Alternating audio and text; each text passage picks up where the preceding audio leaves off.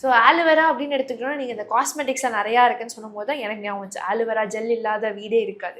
So aloe vera gel வீட்லேயே நம்மளால ready பண்ண முடியுவாங்க. ரொம்ப சிம்பிளாக ரெடி பண்ணிடலாம் வீட்லேயே. எப்படின்னா, இந்த ஆலோவேரா இருக்கு இல்லைங்களா, மேலே இருக்கக்கூடிய ஸ்கின் எல்லாமே எடுத்துட்டு இதை நல்லா ஒரு 7 to 8 டைம்ஸ் நல்லா வாஷ் பண்ணி அப்படியே 1 day ஃபுல்லாக வச்சிடணும். எப்படின்னா ஒரு ட்ரேல, ஸோ ட்ரேல வந்து அப்படியே வச்சிட்டோம்னா அது வந்து கொஞ்சம் ட்ரை ஆன மாதிரி இருக்கும். ஸோ ட்ரை ஆன மாதிரி இருக்கும். இதை எடுத்து நல்லா மிக்சியில் அரைச்சி கொஞ்சம் லெமன் ட்ராப்ஸ் இதில் ஆட் பண்ணிக்கிறோம். ஸோ வேறு எதுவுமே நம்ம கெமிக்கல்ஸ் வேண்டாம்.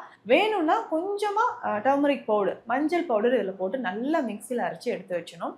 பட் ஃப்ரிட்ஜில் தான் வைக்கணும். இது ஒரு 10 daysக்கு நம்ம யூஸ் பண்ணலாம். பட் நம்ம கடையில் ஷாப் பண்ணுறது எல்லாமே கொஞ்சம் கெமிக்கல்ஸ் ஆட் பண்ணி தான் இருக்கும். ஸோ நேச்சுரலான ஒரு ஆலோவேரா ஜெல் அப்படின்னா இப்படி தான் நம்ம ரெடி பண்ணணும். ஸோ கொஞ்சம் லெமன் ஜூஸ் ஆட் பண்ணிக்கிட்டு டர்மரிக் பவுடர் போட்டுடலாம். இதை எடுத்து ஃபேஸில் போட்டு பாருங்களேன், எவ்வளோ நாளாக இருக்கக்கூடிய நமக்கு பிளாக் ஸ்பாட்ஸ் இருந்தாலும் சரி, பிம்பிள்ஸ் திரும்ப திரும்ப வந்துட்டு இருக்கோம். இதையே நம்ம வந்து ஃபேஸ்க்கு, கழுத்துக்கு, ஸோ கையில் நிறைய பேருக்கு இந்த மூட்டுலலாம் பார்த்தோம்னா ஹைப்பர் பிக்மெண்டேஷன் இருக்கும். ஸோ அதை சரி செய்யறதுக்கும் நம்ம இதெல்லாமே யூஸ் பண்ணிக்கலாம்.